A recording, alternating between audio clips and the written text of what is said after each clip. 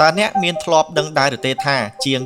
95%នៃផ្ទៃដីសរុបក្នុងប្រទេសអូស្ត្រាលីមានមនុស្សរស់នៅទេប្រទេសដ៏ធំមួយប៉ុន្តែមានមនុស្សរស់នៅតិចតួចបំផុតមូលហេតុនោះគឺដោយសារអាកាសធាតុក្តៅខ្លាំងមួយភាគធំនៃប្រទេសអូស្ត្រាលីគឺជាដីទំនេរមានអាកាសធាតុក្តៅស្ងួតដែលហៅថា Outback មានទីតាំងខ្លះក្តៅរហូតដល់45អង្សាសេហើយមានតំបន់ខ្លះក៏ពុំមានទឹកប្រើប្រាស់គ្រប់គ្រាន់ផងដែរកត្តាទាំងអស់នេះហើយដែលធ្វើឲ្យការរស់នៅនិងការបង្កើតទីក្រុងកើតមានយ៉ាងពិបាកភាគច្រើនប្រជាជននៃប្រទេសអូស្ត្រាលីទាំងអស់រស់នៅតាមតំបន់ឆ្នេរជាង90%នៃប្រជាជនអូស្ត្រាលីភាគច្រើនរស់នៅតាមបណ្ដោយឆ្នេរសមុទ្រទីក្រុងធំៗដូចជាស៊ីដនីនិងមេបនគឺសុទ្ធតែជាទីក្រុងដែលស្ថិតនៅជាប់ឆ្នេរទាំងអស់ទីនោះមានអាកាសធាតុល្អនិងដីមានជីវជាតិនិងងាយស្រួលក្នុងការប្រកបរបរនិងរស់នៅតើដីតំបន់កណ្ដាលដែលជាង90%នោះគេទុកចោលដោយគ្មានប្រយោជន៍មែនដែរឬទេដីទាំងអស់នោះមិនមែនគ្មានប្រយោជន៍ទាល់តែសោះនោះទេវាត្រូវបានប្រើប្រាស់សម្រាប់ស្រែចិញ្ចឹមសត្វធ្វើកសិកម្មនិងទេសចរដែលវាអាចទាក់ទាញភ្ញៀវទេសចរមកកម្សាន្តទោះសូម្បី